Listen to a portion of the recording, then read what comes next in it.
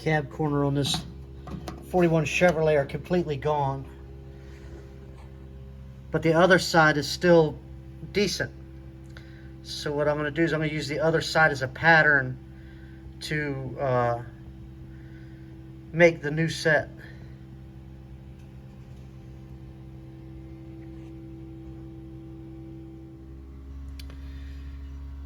Here's the driver's side, and driver's side only has a very little small piece of damage right there.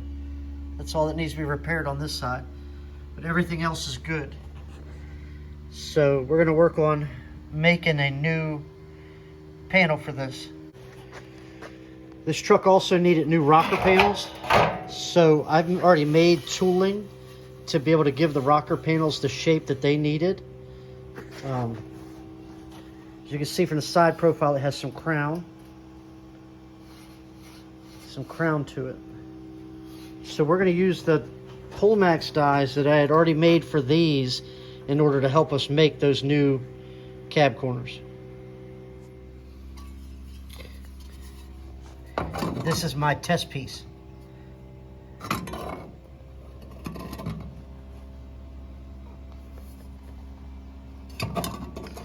And it looks pretty good. It has that little bit of radius that it needs, and it also comes around the corner properly. So, show you the start of the process. So here's our first test piece, okay? And what I had started with was I just guessed at a blank dimension, and I didn't like it, so I made an adjustment. I thought I was going to need a little more material here to have leverage as I was making it, but I ended up not needing that. So I changed the blank dimension in order to assist it. So I just put a soft radius in the brake into there. For me, it did not matter if it perfectly matched the part or not. It just needed some radius to come over and kick up. It's not quite bent 90 because this gets a little bit of shape to it, which is going to make that one stand up. The next thing that I did is added a little bit of bend here for the kickback portion of it. Now, being in the Pullmax, I don't have to have these perfect because the Pullmax is going to true them up as it goes. If I was doing it with a bead roller or with the English wheel, I would have added that soft radius into here and then bent those so that it already has the radius, and it would add the little bit of break afterward. But you'll see what I mean when I go to the Pullmax. But that's the main difference, is how this little radius is added and how I maintain that as I go. With the Pullmax, it's a lot easier, but if I was doing it in a bead roller or with the English wheel, this narrow section here with these tall flanges would make it a little bit aggravating, but it can be done. So now that I have these two blanks bent up, we'll move over to the Pullmax and we'll get it the beginning of the shape to be added. So I modified my Pullmax. This would have been the shear for the louver position, and this would have been the high hop position. I added one more in between, and what that allows me to do is I have my lower height adjustment set right now for what I want it when the part is done. So all I got to do is start to get my part into here, and then I can bring it down, run the part, bring it down, run the part again, and then when I'm on the final position here, I'm at where I want to be. And we can rotate the machine and you can see that now I'm right where I want to be for that end final part. So I'm going to put it all the way back up. I'm going to set up the camera and we'll run this first part. So my blank does not fit perfectly in here because it doesn't have that little bit of arch at the top. So when I first go to set this in, I'm going to have to kind of wrestle it and get it to start, kind of flex it to get it to start to go in. But as the machine goes, it's going to start to put that arc into it and get the shape correct after it goes. And we'll work it from one side to the other, leaving the part inside the tooling, make our adjustment, work it, make our adjustment, work it, and continue to go. And you'll see that the part will add the shape that it needs.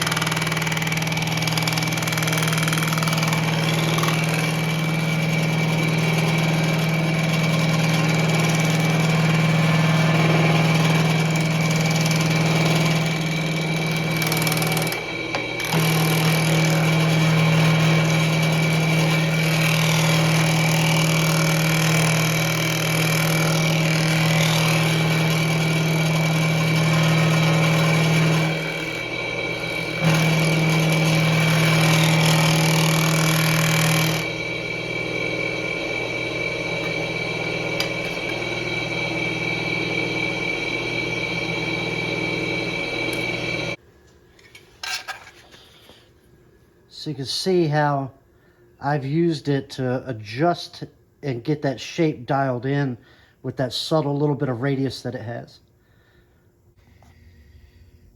So we're making the passenger side. So what I've done is I've marked every inch along my part. I've marked where I want the door side to be, and this is where we're going to start it because we always want to have excess on the one side. I've taken my radius gauge and I went and I marked one side door. I went to the truck and I got that shape information put into here. So if I start at my door mark, this one I've already shrank.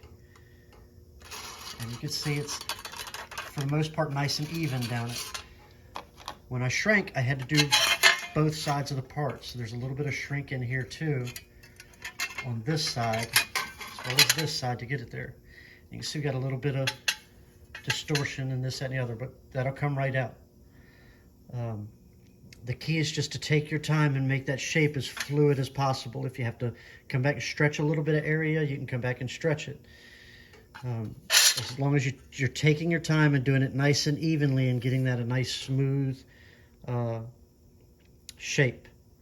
So now here's the practice panel I did for the driver's side, and what I can do is not only using our gauge to check it, we can also use the part I made off of this side to check it, and that way they'll be nice and even. So I'm going to continue to do that until I get it nice and even all the way down around the shape of the part, and then we'll go back to the pull max and we'll true up, which will help get rid of some of these things. It'll balance this out, and it'll also, I don't know if you're going to be able to see it, but the light line looks a little weird. See that flat spot? Going back to the pull max will help eliminate that little bit of a flat spot, and it'll make it more even. So I'm going to continue to go to the kick shrinker and get it shaped in, and then once we have it shaped in, we'll go to the pull max and we'll true up the profile. And with the kick shrinker, you don't have to go all the way in because most of your work is happening out on the edge. And this lip here is made taller than I actually need it so that I can fit it into the kick shrinker. The little bit of angle that this one has allows it to fit into the kick shrinker jaw. So that little bit of an angle allows it to fit with the bottom clearing. But when I go on this side, see how it helps to have extra material so that it'll actually fit in the kick shrinker. So that's one consideration to have when you're designing the blanks.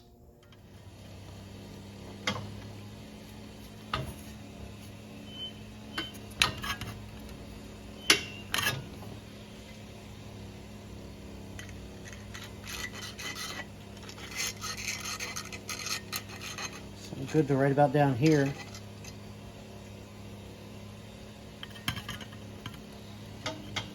I'm going on my marks, in between my marks, and then when I want to add more, I go in between those marks. That's not bad. Okay. But my bottom side needs to shrink a little bit to stay caught up with it. Doesn't look too bad right now. I got to do maybe one or two little more up here. And that's going to keep the part straight and try to keep that twist out of it. You can see how it's much more even now. And that's all I'm doing. I'm going on my marks, and then if I need more, I go in between my marks. And if I need more than that, I go in between those marks and just try to keep everything nice and even. And those little ripples you can see in the light line right now, we're going to take those out in the pull max.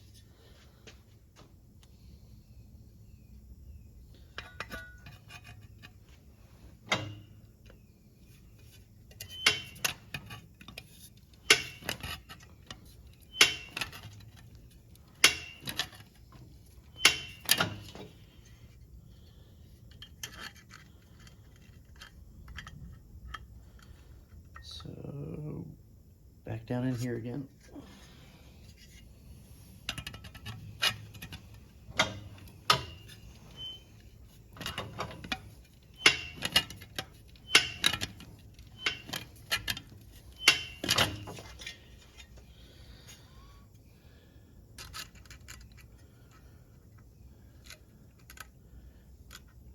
here.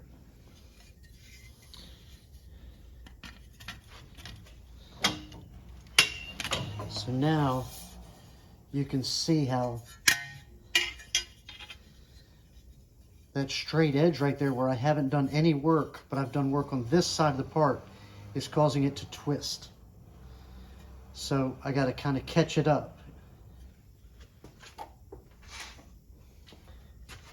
I shouldn't have let it get that far, but it allows you to see how it does cause it to want to twist and mess the part up.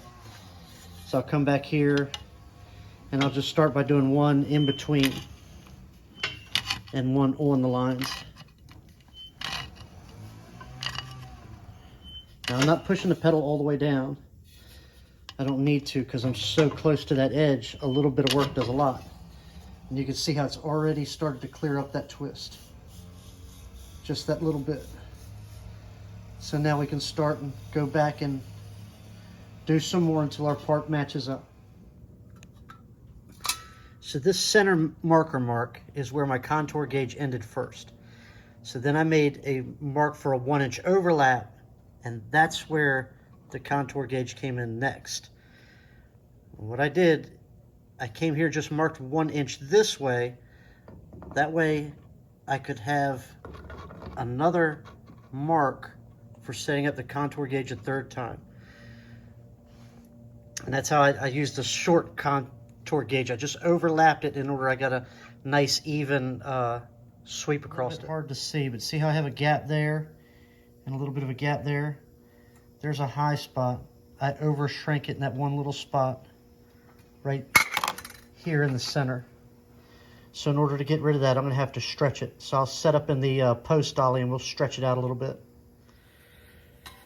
This is the point where I over shrank it a little bit, and all I'm going to do is use this reverse curve hammer. And when I strike it, it's going to want to force a little bit of metal either way, and that should stretch it back out.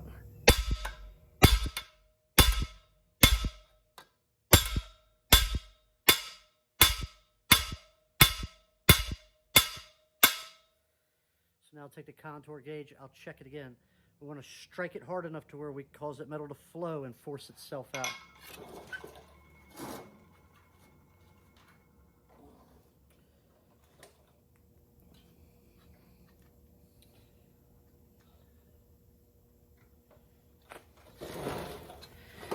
It's close, needs just a little bit more.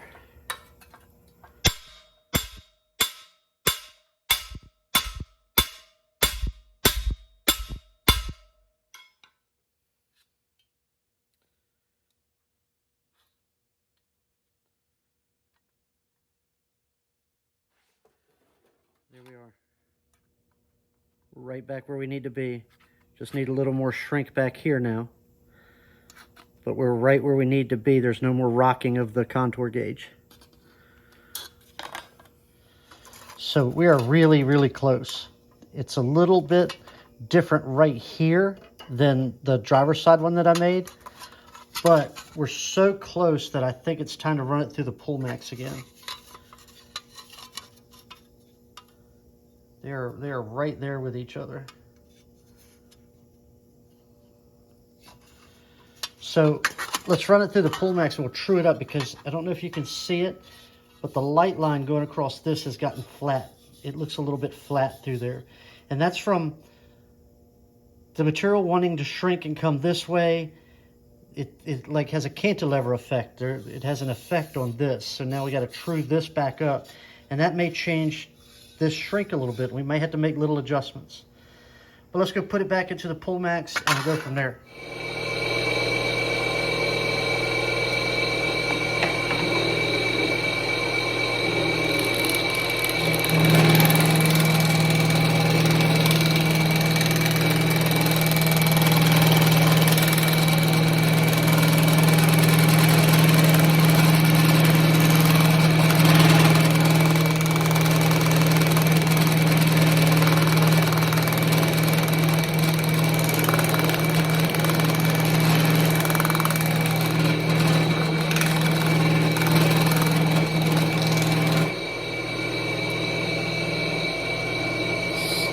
see where it's trying to true up those little knots, and you can see the little wobbles in here, and how it's trying to flatten them out over here.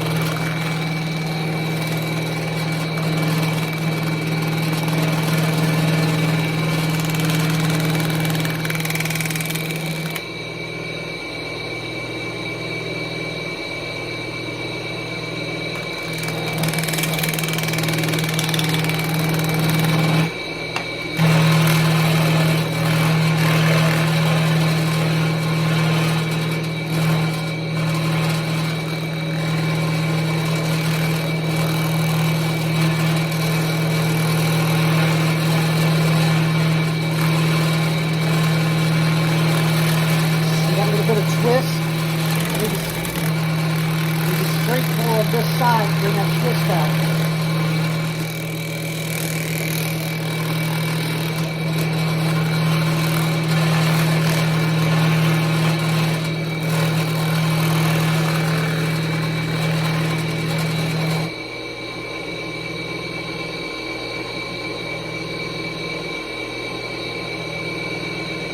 But it's correcting that light line. It's giving that radius back into it now.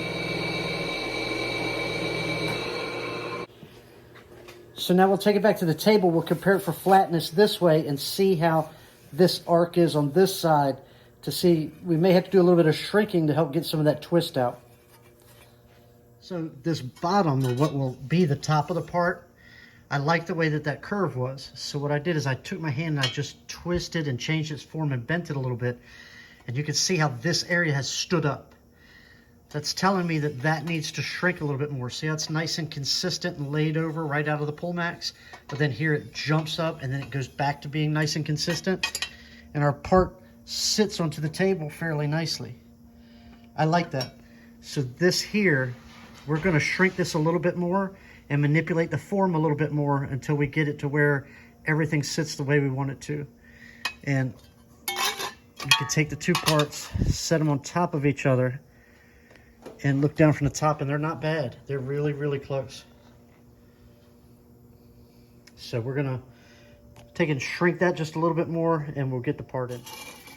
So we've gone from our blank to this straight piece that's been ran through the pull max and trued up, and now we have the radiused piece that's been ran back through the pull max and trued up.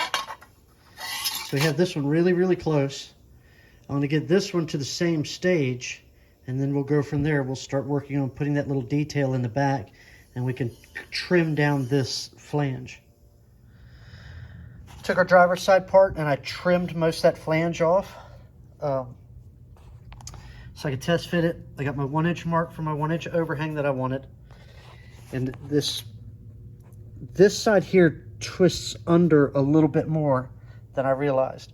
So when I got that twist into it, we developed a little bit of spring back here. You can see it.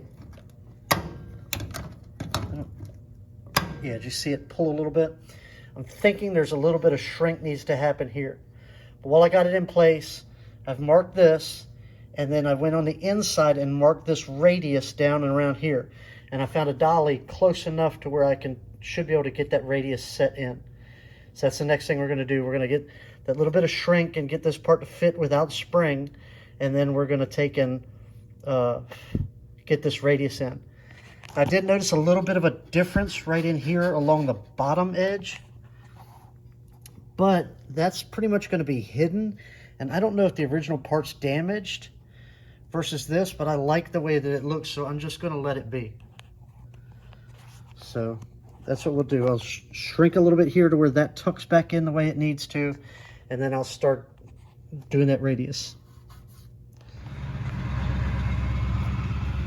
See, it's not a very sharp radius. It just has a radius profile, but it's not very sharp.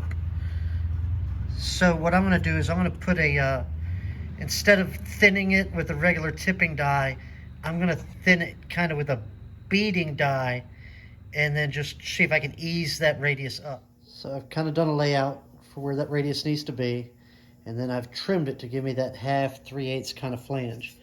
I'm using a beading die, and what I'm doing is just going to be like thinning it. I'm just going to set the bead roller kind of tight in here, right on that ledge, and I'm going to blend this radius in and kind of thin it and give it that start of a tip up.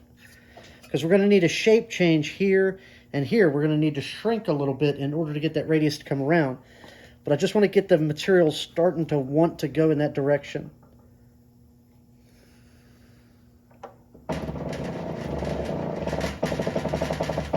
So this first pass, I'm just getting a feel for what that radius feels like.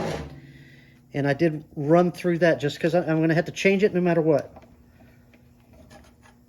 So now this pass, what I'm going to do is I'm going to start to give it a little bit of a tip.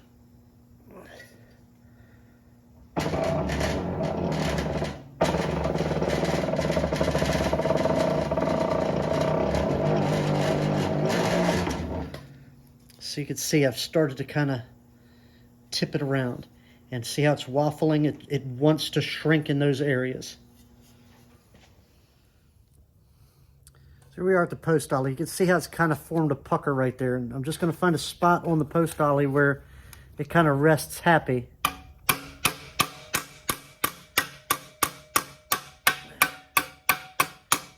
We're just working it to hammer shrink it into itself. Just like if we were tuck shrinking.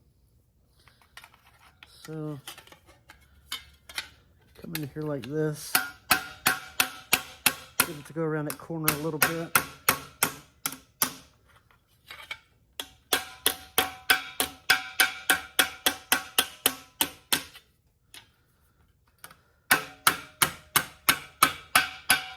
So I formed another little tuck. I'll put it on there. Close it up, shrink it down.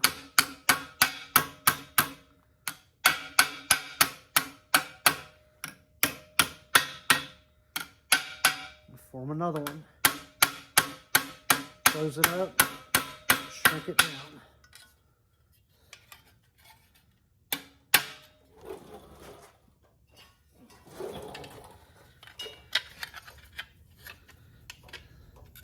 So this is that little dolly that kind of fit it, but let's just see what we can get right here.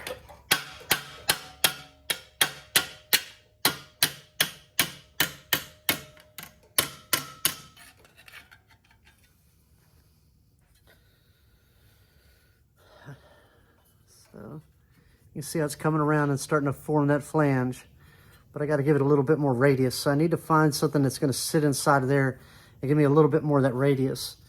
And it may actually need just a little bit of stretch in here just to give it that puffiness like the other one had. I'm not quite getting what I want right here.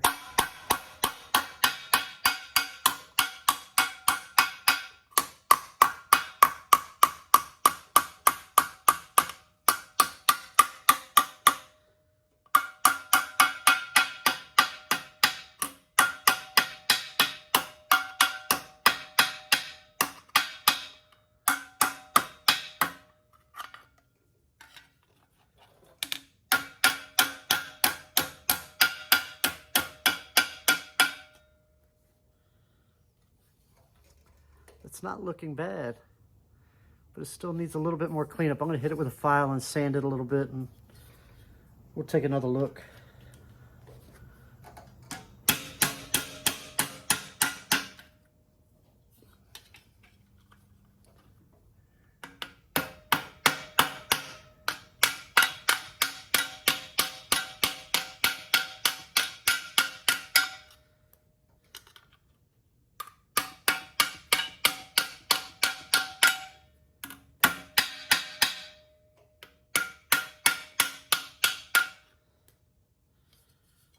Kind of forcing it back into itself. Felt like it needed to go from this sharp radius. It looked like it feathers into a smaller radius. So what I did is I tried to take this dolly and just get it to where I could bring some of this down and flatten it out. And then I worked it a little bit like this for the same thing. Try and capture it a little bit and flatten this in here out. And it kind of transitions from a sharper radius here to a more blended radius. Now I need to hit that with a file, clean it up, and just take a look at it. I also think I may have to stretch in here just a little bit just to give it that right kind of puffiness.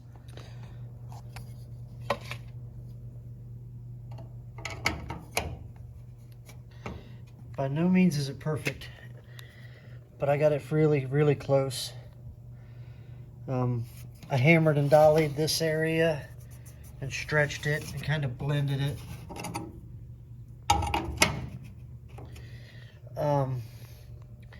I still have to do a bunch of metal finishing. It's sanded with 80 grit, but there's still lumps and bumps and stuff into it I gotta try to get out. I didn't film a lot of the hammer and dolly work that I did because it was just frustrating me. I could not find the right dollies to use, and I couldn't find what I like to create that shape. And by no means is the part perfect, but I think the part will work. And as long as I can get the passenger side to match, we'll be okay. I don't know if we can see back there, but it fits pretty good along that. And it fits pretty good along here. But I think that's where to end it. By no means am I a great metal shaper. I'm more of an apprentice than anything. But we learn everything that we do. And the key is to just keep trying and keep learning. But it'll be a cool little hot rod when we're done.